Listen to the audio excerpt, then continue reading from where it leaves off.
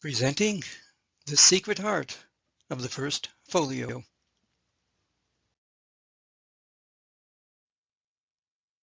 Today's presentation will be on the epilogue to the second part of Henry IV. Before we continue, we have to understand the importance of the location of the epilogue. As I pointed out in my video solving some First Folio enigmas, and here I promised you I would be, the epilogue is in the heart of the First Folio. Here is what one scholar said of that heart. The first edition of Shakespeare is a folio volume composed almost wholly of ternions, which are groupings of 3 sheets, each group consisting of 6 leaves or 12 pages. In a single instance in the body of the work, the Histories, there is a quaternion, a gathering of 4 sheets of 8 leaves or 16 pages.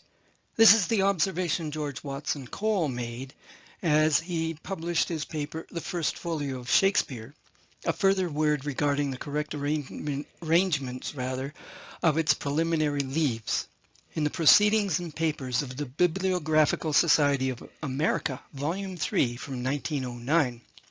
What scholars didn't know and didn't understand is that this quaternion is a physical reference to the writing of the following man: Dr. John Dee. More particularly, it is a reference to a single page in the Monas Hieroglyphica published in 1591.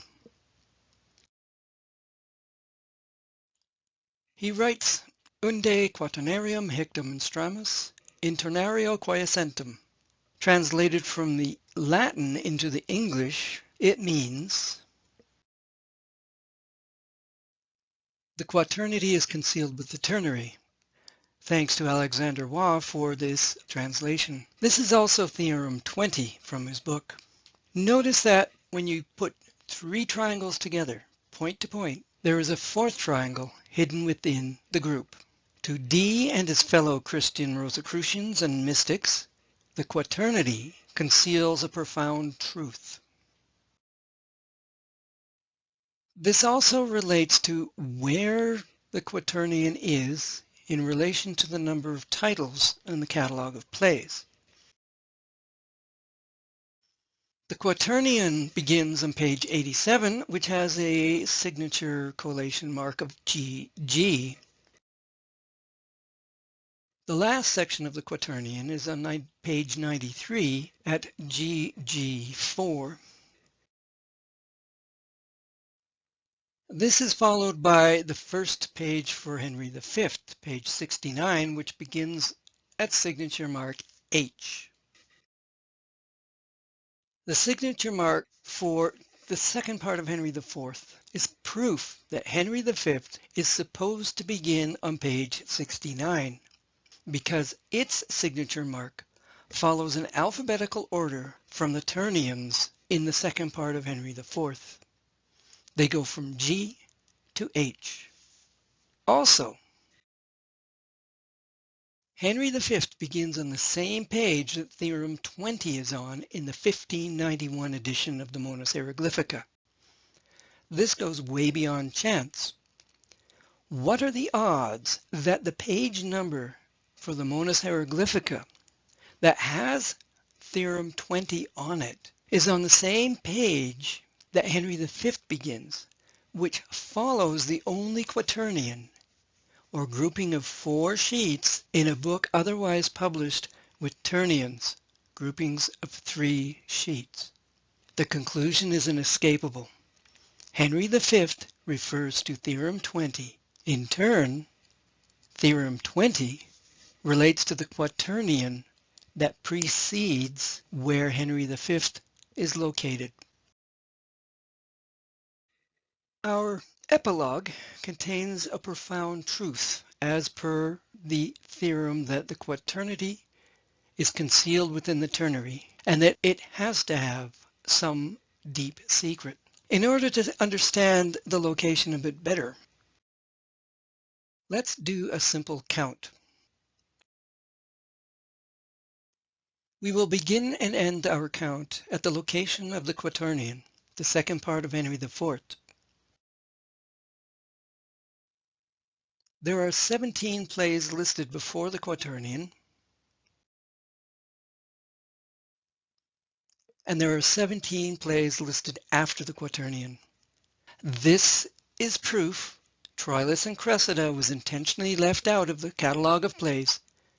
Otherwise, readers would not have understood the importance of the number 17. In a culture which valued symmetry above all, this anomaly would have been noted. This enigma also refers to the position of a triumphant emperor in a triumphant procession. He is in the middle of the procession, just as the second part of Henry IV is in the middle of the list of plays. They are meant to be seen as equal. The 17 plays listed before the quaternion's location represents the spoils of war and senators and so on who precede the emperor in the procession. The 17 plays that follow represent his soldiers and senators and people who supported him. Therefore, the location of the quaternion and the epilogue is meant to represent the triumphant emperor. What we find here is as important to the authorship issue as the triumphant emperor is in the center of his procession. That is why the second part of Henry IV has the only quaternion located in the folio, and that is why Henry V is located on page 69. Now we will look at the structure. The first thing I noticed about the epilogue wasn't just the fact that it has a familiar headpiece ornament on the top, but if you look carefully, you'll find that there are more extra large spaces between letters and punctuation marks in the first paragraph than the second and third paragraphs. The red rectangles represent spaces equal to the width of the letter M, called M spaces. The green rectangles are N spaces, N as in Nancy. The blue rectangles represent half N spaces. You can see that there are far more spacers in the top paragraph than the second and third one. The white spaces are there for a purpose. That isn't enough to make me question whether or not I'm on the right track. Are there hints to count things? Because counting is part of the authorship game. The author uses repetition to emphasize his point. My curtsy is written twice. Notice also that the preposition my is in lowercase letters the first time it is spelled, and it has an uppercase M the second time it is spelled. As we have seen in the easy peasy way to tell secrets in many of these videos, anything that smacks of differences in spelling or alleged mistakes usually are hints that we are to pay more attention to what is on the page and try and figure out why those enigmas are there. The word indeed is used 3 different times. The second time, it has an extra letter E.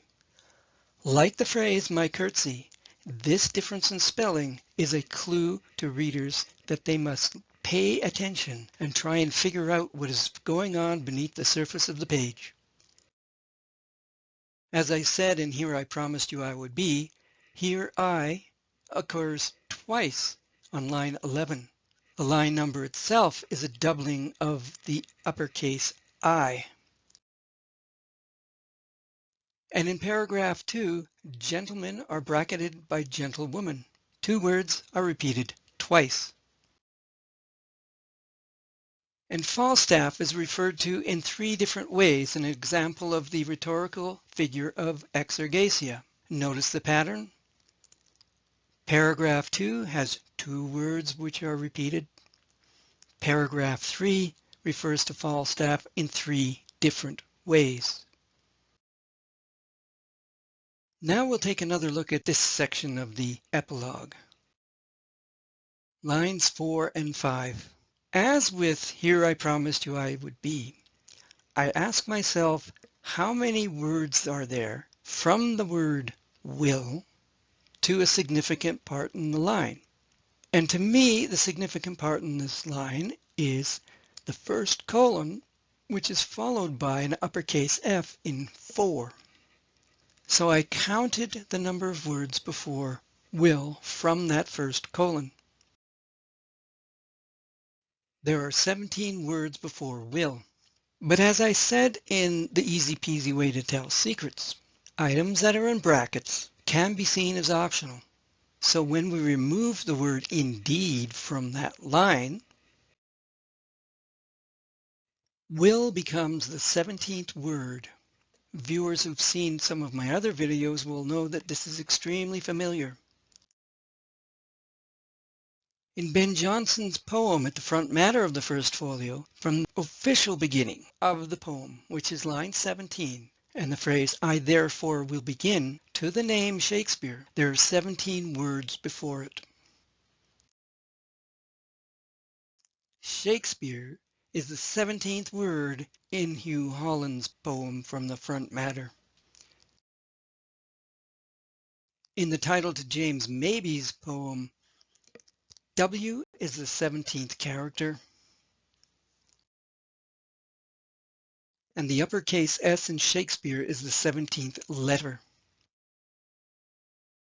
The uppercase S in Shakespeare in line 1 occupies the 17th space in the line. As I mentioned in Orphans and Guardians in the First Folio, Shakespeare is the 17th word after the colon in sentence 6, the very sentence that marks out the Shakespeare authorship question as legitimate. Also, in page 2 of the Epistle Dedicatory, Shakespeare is the 17th word in the last sentence, which has 57 words. None of this is by chance. Everything was calculated to put the name Shakespeare or will at the 17th location. At the beginning of paragraph 2, there are 17 words in the first sentence. The paragraph itself has 73 words, and regular viewers will note that this is a very familiar number because 73 is equal to 4D in the Latin alphabet repeating count, and 4D is a homophone of the number 40. Therefore, paragraph 2 hides another 1740 allusion. There are 68 italic uppercase letters, and 68 is 17 times 4. We have 11 Roman uppercase letters and uppercase letters in brackets. Note that we count the decorative F because everything in this is extremely important. 68 minus 11 is 57. We have seen that number before. There are 17 italic uppercase I's, suggesting that we associate the I who wrote this epilogue with that number. There are 17 words in brackets in paragraph 1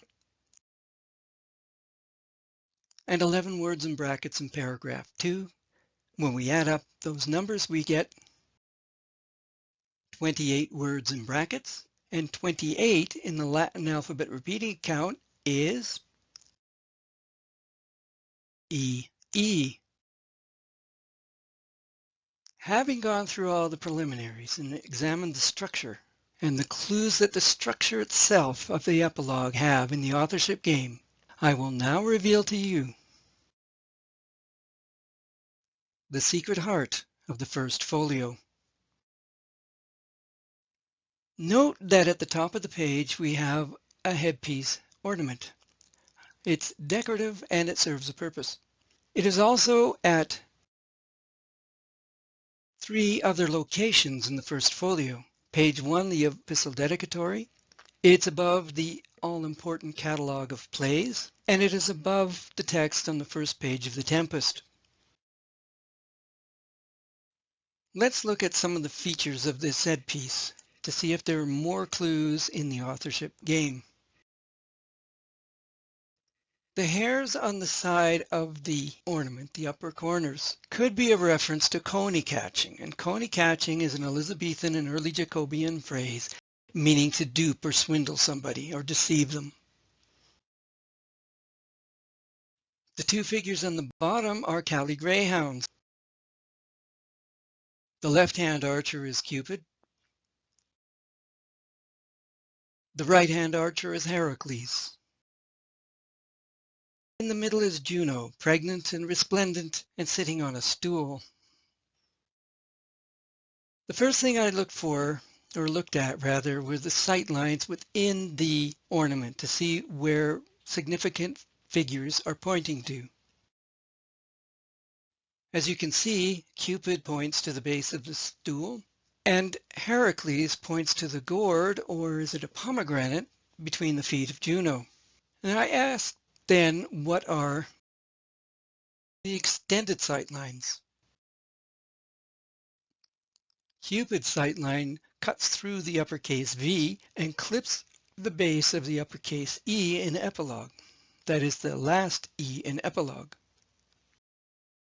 The right-hand Callie greyhound's sight line actually crosses that for Cupid just before the uppercase E, which suggests that that letter is doubly important. Heracles points to the uppercase F, and for the purpose of this video, we will ignore it.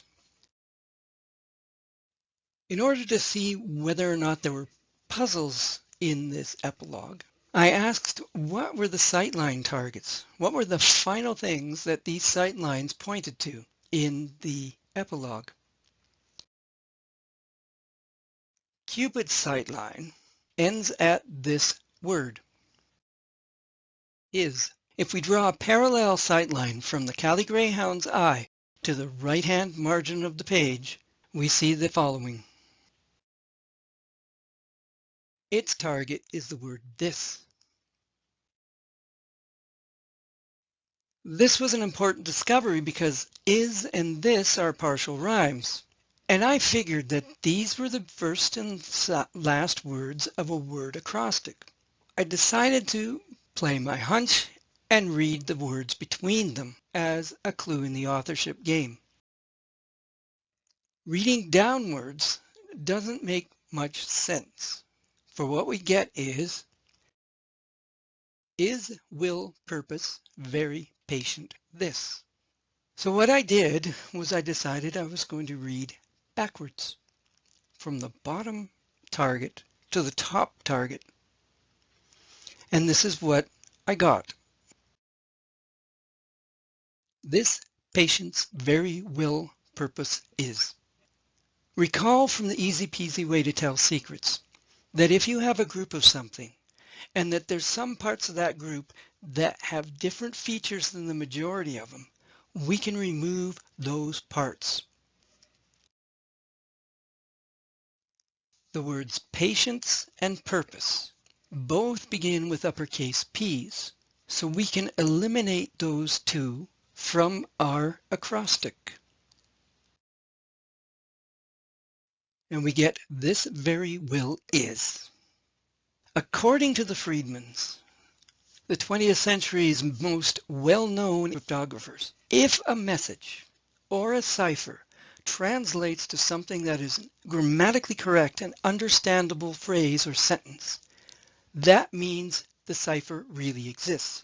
This is an indication and evidence that this word acrostic exists. But we still have the question. This very will is what? We can't continue upwards with this very will is a colon, comma, Callie greyhound hare, can we? Because that doesn't make any sense. So I decided that I was going to see where the targets were in Cupid's sightline if we continue along the idea that we are going to go backwards. And so I looked at the targets that the sightline encounters in the epilogue, and this is what we have. This is the secret heart of the First Folio revealed. The word acrostic in the epilogue to the second part of Henry IV reads, "This very will is E.V." It is implied by this phrase that we place an uppercase W in the word will. This very will is E.V.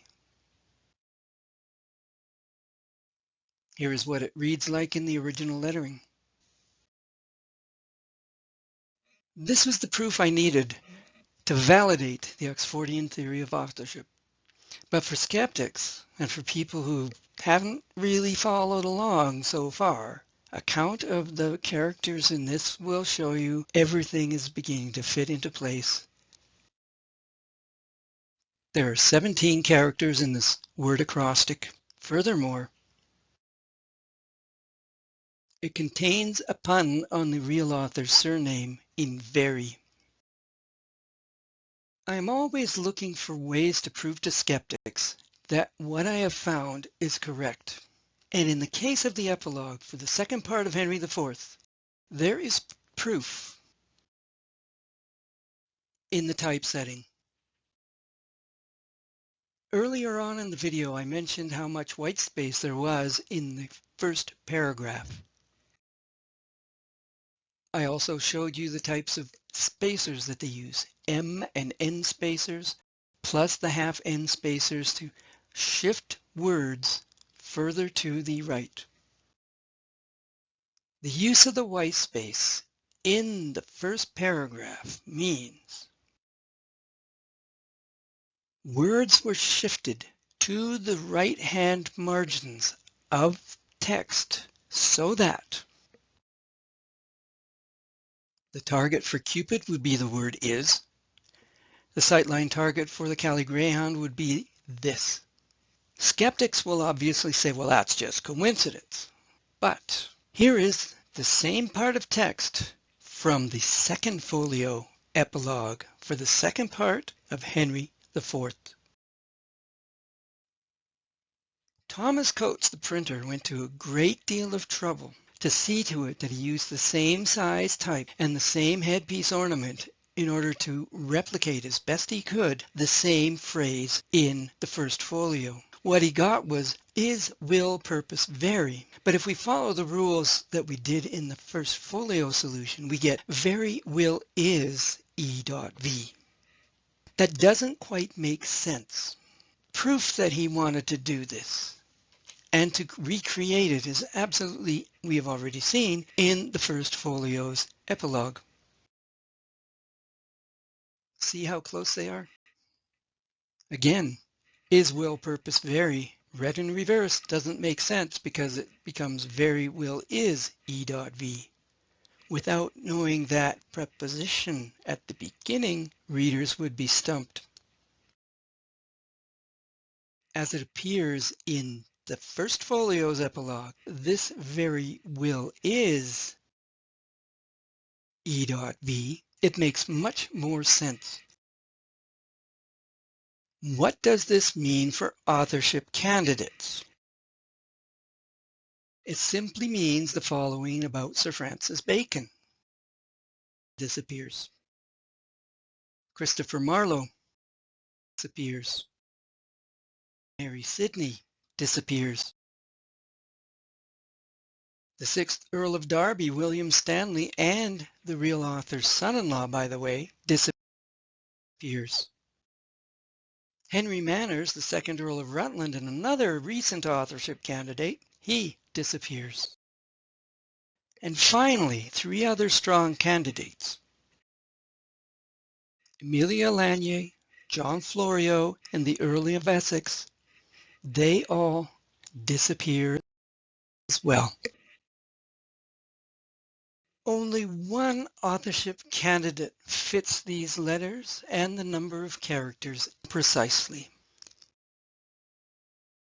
EV is Edward de Vere. And what the word acrostic is saying is that Edward de Vere was Will Shakespeare. Thanks for watching. Stay safe.